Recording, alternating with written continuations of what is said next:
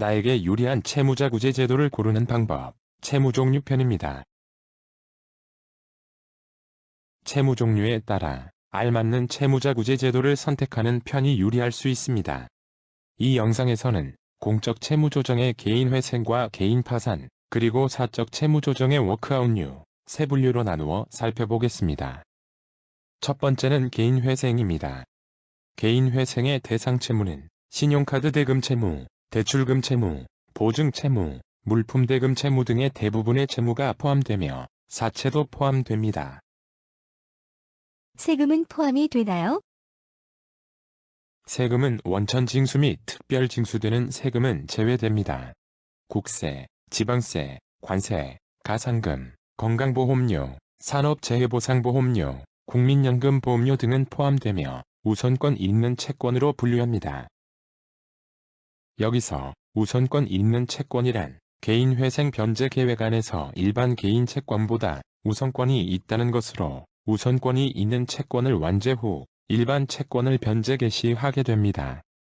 일반 채권만 있는 경우 모든 채권을 36개월 동안 동시 변제를 하지만 일반 우선권 둘 다 있는 경우 우선권 있는 채권을 완제 후 나머지 일반 채권을 변제 개시합니다.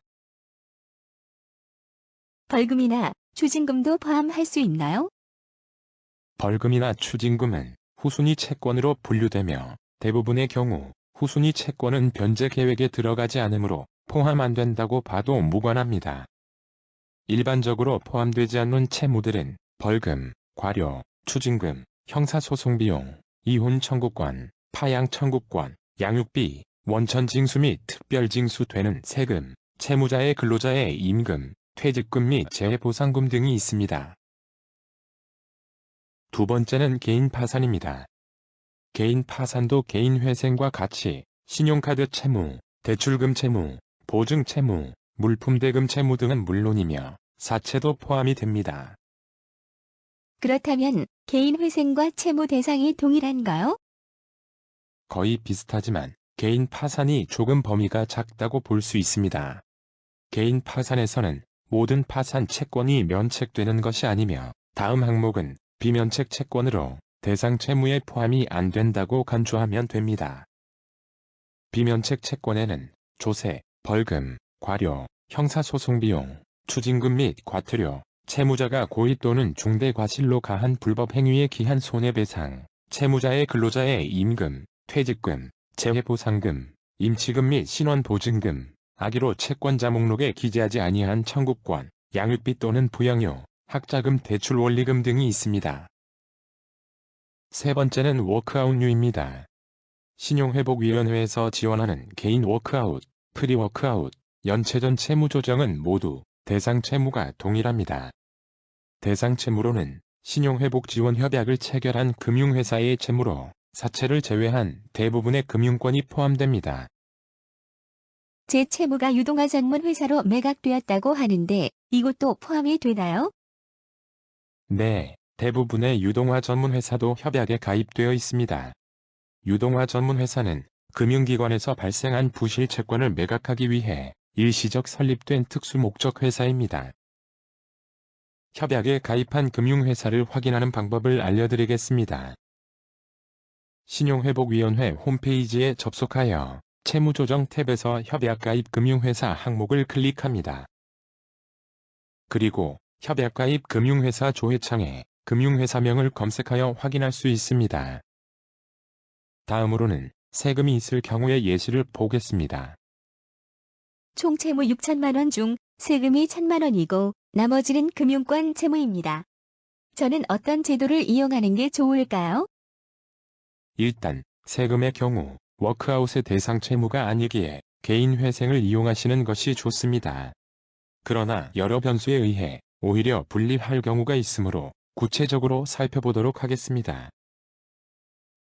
가용소득은 100만 원이며 채무 상황은 세금이 1,000만 원, 금융채무에 원금이 4천만 원, 이자가 1,000만 원입니다.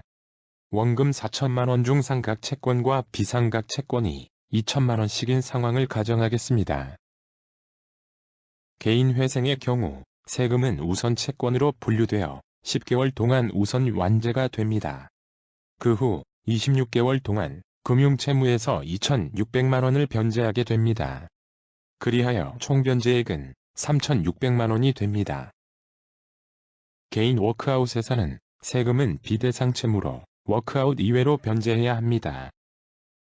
대상 채무인 금융채무 5천만 원 중 이자는 전액 감면이 되고 상각 채권의 경우 50%만 감면된다고 가정한다면 비상각 채권 2천만 원에 상각 채권의 50% 1천만 원을 더한 3천만 원이 변제액이 됩니다. 따라서 총 변제액은 4천만 원이 되므로 개인 회생이 유리하다고 볼 수 있습니다. 그러나 여기서 상각 채권 비율을 높여 다시 살펴보도록 하겠습니다. 개인 회생은 동일하지만 개인 워크아웃은 총 변제액이 변화하게 됩니다. 금융채무 5천만 원 중 이자 1천만 원을 감면하고 상각 채권 50%를 감면하여 다시 변제액을 계산해보면 비상각 채권 1천만 원에 상각 채권의 50%인 1,500만 원을 더한 2,500만 원이 변제액이 됩니다. 따라서 총 변제액은 3,500만 원이 되므로 개인 워크아웃이 개인 회생보다 유리하게 되었습니다. 이렇듯 세금이 있다고 해서 무조건 개인 회생이 유리한 것이 아님을 알 수 있습니다. 다음 예시 비교는 사채가 있는 경우입니다. 총 채무가 6천만 원입니다. 저는 어떤 제도를 이용하는 게 좋을까요? 채무 중에 사채가 어느 정도 있나요? 절반인 3천만 원 정도가 사채입니다. 사채는 워크아웃의 대상 채무가 아니기에 사채의 비율이 높을 경우 개인 회생을 이용하시는 것이 좋습니다. 그러나 여러 변수에 따라 워크아웃이 더 유리한 경우도 있습니다. 구체적인 예시를 들어 비교해 보겠습니다. 가용소득은 100만 원이며 채무 상황은 사채 3천만 원, 신용회복 지원 협약 채권 3천만 원입니다. 사채에서 2천만 원이 원금이고 이자는 1천만 원으로 가정하였습니다. 신용회복 지원 협약 채권에서는 상각 채권 원금 1천만 원, 비상각 채권 원금 1천만 원, 이자 1천만 원으로 가정하였습니다. 개인 회생의 경우를 계산해 보겠습니다. 대상 채무는 사채를 포함한 모든 채무 6천만 원이며 총 변제액은 100만 원씩 36개월을 변제한 3,600만 원입니다. 개인 워크아웃의 경우 비대상 채무인 사채 3천만 원은 워크아웃 이외로 변제하여야 합니다. 대상 채무인 신용회복지원협약 채권 중 이자 1천만 원은 전액 감면이며 상각 채권은 50% 감면된다고 가정한다면 변제액은 비상각 채권 1천만 원에 상각 채권의 50%인 500만 원을 더한 1,500만 원입니다. 따라서 총 변제액은 사채 3천만 원을 더한 4,500만 원이 되며 이 경우 개인 회생이 유리하다고 판단할 수 있습니다. 그러나 신용회복지원협약 채권의 이자의 비율이 크다고 가정한 경우를 다시 살펴보겠습니다. 신용회복지원협약 채권의 원금이 500만 원, 이자가 2,500만 원인 경우 개인 회생은 총 변제액이 동일합니다. 개인 워크아웃은 대상 채무에서 변제액이 비상각 채권 250만 원에 상각 채권의 50%인 125만 원을 더한 375만 원이 됩니다.